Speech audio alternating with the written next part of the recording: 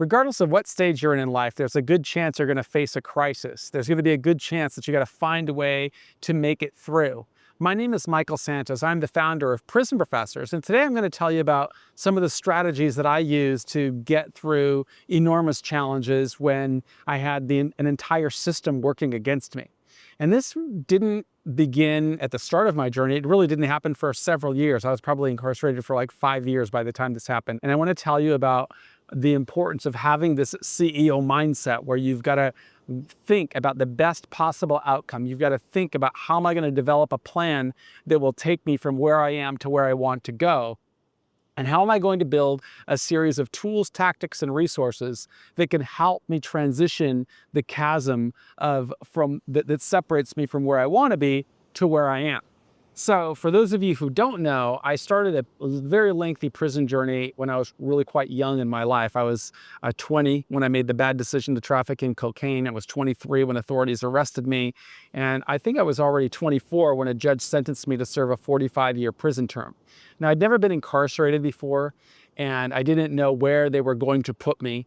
All I knew is that I hated being in prison because I spent the first year of that journey in solitary confinement. And I had to be thinking during that entire term about, how am I going to get through this? How am I going to transition into such a way that when I get to the other side of this journey, I'll have a better life? Because prisons typically don't make somebody have a better life. In fact, I got a message today from somebody who reached me through YouTube and says, well, how am I going to make $1 million when I go to prison? Well, the reality is that you got to sow seeds, and you've got to prepare, and you've got to invest in yourself before anything good is going to happen to you. So after I got sentenced to this 45-year term, the U.S. Marshals transported me from a detention center in the Seattle area to a high-security penitentiary on the East Coast. So I was very far away from my family. I'd never been on a prison compound before in my life, and I really didn't know what to expect. And you're walking around the track, and you're hearing these stories from other people who had served time, who are giving you some type of guidance about what you could do, what you're supposed to do. And you've got to make a decision on whether you're going to accept that advice or not. The advice that I got was, you got to hate people while you're in prison. You've got to identify with a specific sect or race or geographical location or ethnicity. You got to forget about the world outside and focus on the world inside. And sure, that is a message for people if you're comfortable in that environment, if you want to be a part of that environment. If you want to become successful, you got to have a different mindset. And my mindset was, I hate being in prison. I want to get to the other side of this journey. And in order to get to the other side of this journey, I'm going to have to make decisions that position me to open opportunities. And for those of you who haven't read Earning Freedom, I recommend that you do so. You can get it from prisonprofessors.org. But in that book, I tell this story about how Socrates inspired me very early in the journey.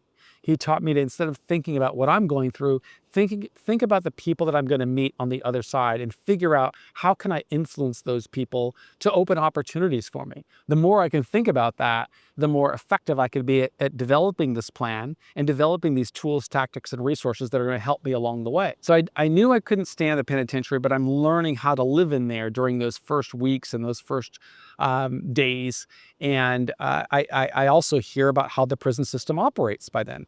Since I'd not been incarcerated before my arrest, which happened about a year before I got to the penitentiary, I didn't know anything about the environment at all. But once I got to the pen, I learned that there are different security levels. There's a high security U.S. penitentiary where I started my term, and I was there for several years. And then there's a medium security prison system, there's a low security prison, and then there's a minimum security prison. At least that's the classifications that exist today. When I went in, it had a little different classification system, but it was still different from the culture in one environment is different when you get to the culture of a lower security prison. So I knew that I wanted to do something better. And in order to do something better, I had to begin thinking about, well, how am I going to get there? And I had that plan that Socrates taught me, which was, number one, I'm going to focus on getting an education. Number two, I'm going to focus on building a body of work that shows I want to contribute to society. And three, I'm going to focus on building a strong support network. And that became my mindset even before I got to the pen. But after about a month, I went to what's called the unit team meeting. And everybody in prison has to go through these things. They're called, where you meet with a case manager and a counselor and sometimes a unit manager, and they kind of look through your paperwork and make a plan for you. And, I'm listening to what they have to say. And with the naivety of somebody who'd never been incarcerated before, I ask, well, I've heard about these other kinds of prisons that are called federal correctional institutions and minimum security camps. Is there any chance I could transition or transfer to one of those places? And I always remember what the unit manager said is, Mr. Santos, he said, a federal judge sentenced you to 45 years in federal prison. This is the kind of prison that was meant to hold people like you. You're going to serve all of your time right here in the United States Penitentiary. And, that's the environment of prison. It is really designed to obliterate hope and to tell you that regardless of what you do, you're always going to be judged and assessed based on the bad decisions of your past. But I was really fortunate because I had a plan. And my plan was to transform my life and to build a pathway to success. And got into school and started working toward my undergraduate degree and found mentors who came into my life and started to help me. And I navigated those years in the penitentiary easily. I never had a single altercation. But the reason that I never had a single altercation is because I had created an adjustment strategy that helped me avoid problems. You see, while you're in prison, you can control what you do, but you can't control what everybody's doing around you. And so you've got to figure out an adjustment strategy that will help you accomplish the goals that you set for yourself. And the goals that I set for myself required me to avoid being in the mix of other people. So I got a job that kept me in an office-like environment for probably 6 or 7 hours out of the day. Then after that job ended, I would go to this thing called suicide watch, where I could avoid the drama of the prison, because you're kind of in a ward of the hospital area and you're separated from everybody. And very early in the morning, as soon as the doors would open, I would go to the gym and work out. And because that, I minimized my contact with other people. So I was in the penitentiary, but I wasn't really of the mix in the penitentiary. But after about 6 years, I was there for I think I was there for 7 to 8. I don't even remember the year I transitioned out. But after about 5 or 6 years, I remember seeing a guy get killed in the penitentiary, very close to me. And I knew the guy, and it just kind of, when you see somebody actually get murdered, you have this shift in your head. You say, this is really a dangerous place and it's probably time for me to go. But it's not so easy. You can't just pick up and book a flight and move, right? You got to go through a process, and you never know what the result is going to be. You never know where a case manager is going to send you. Remember what they told me: you will always be in a United States penitentiary. But by the time I had 5 years in, I'd already had an undergraduate degree. I had many mentors in my life who were influential people. One of them was Norville, a professor at the University of Chicago Law School. And if you go to prisonprofessors.org and you go to the influences on the founders page, you'll see a section called Influences. And if you scroll down, you'll see Norville, and you'll see what an influential person he was. He was perhaps the most distinguished penologist in the United States. And we just reached out to him, and he became a mentor of mine, or a friend of mine, and I'd write with him and got to review his work and give him my perspective of somebody who'd learned from him while I was in prison.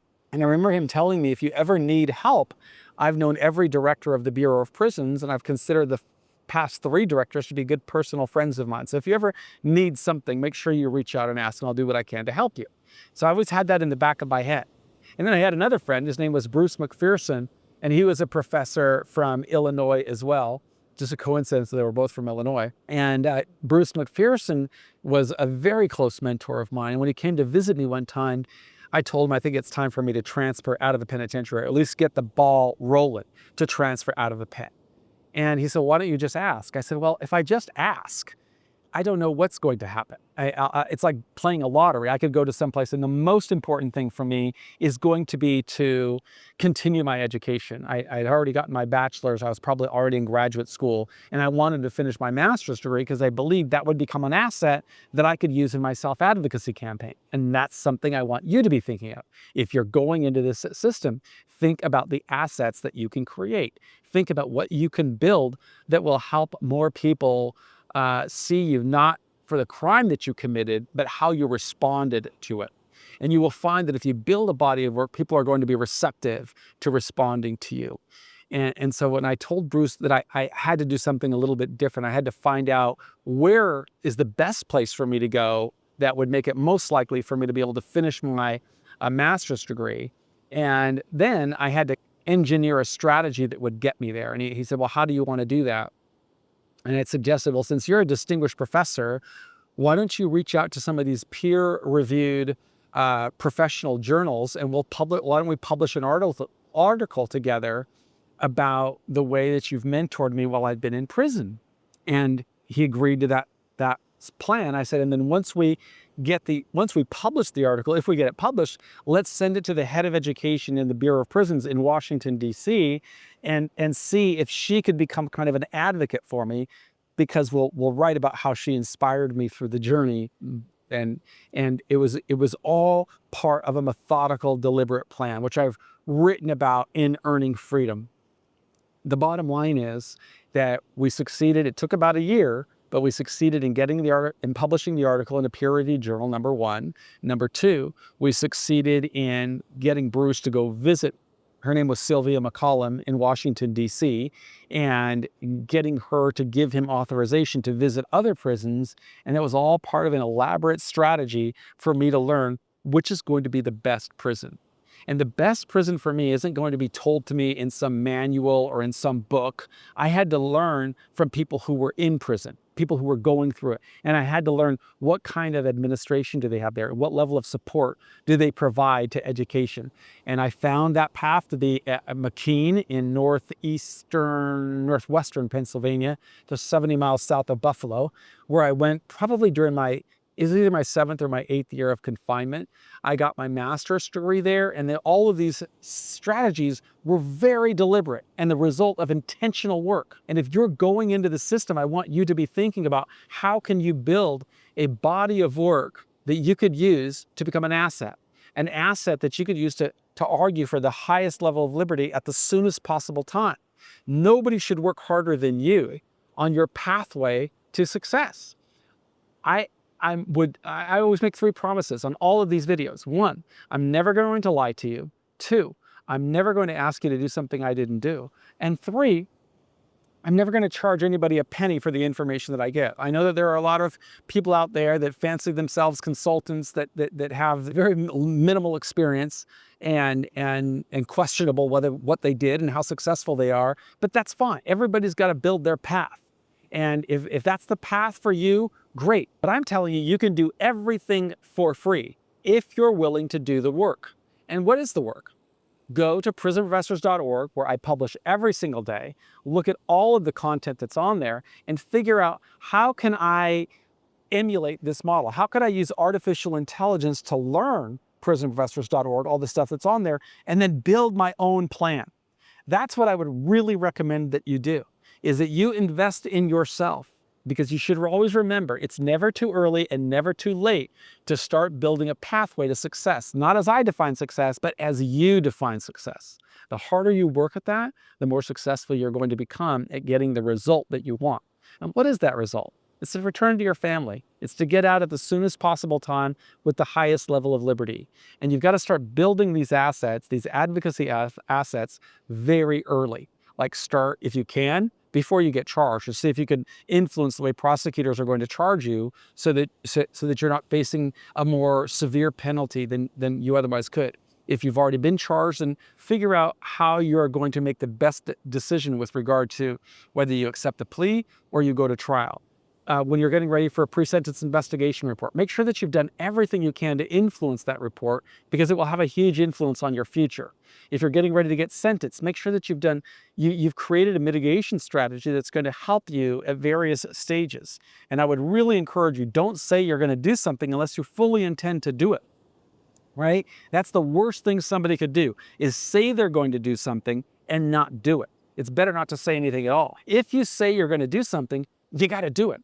And you got to do it in some type of transparent way that is self-evident, and it's showing your commitment to becoming the success that you said you were going to become.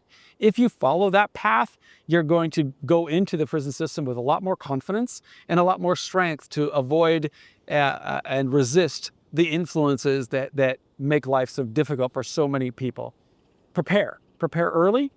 We offer a lot of free information at prisonprofessors.org. I see there's a helicopter coming, so I'm going to sign off. My name is Michael Santos. I'm the founder of Prison Professors, and I hope that you will visit our website and use all the resources. In the meantime, I'll give you a look at the beach where I am in beautiful Dana Point, California. This is just an extraordinary place, and I'm so fortunate to be able to be here and to spend Wednesday afternoon talking with all of you. I will say that while I was in prison, I used to dream of being close to the ocean, and I'm very grateful that I get to live so close to it right now. I'm looking forward to your liberty and hope that you'll be an active member of the Prison Professors community. If you haven't opened a profile yet on Prison Professors Talent, make sure you do so. It's 100% free, and it's one way that you could start building an asset to show why you are a worthy candidate for relief. I'm Michael Santos, and I believe in you.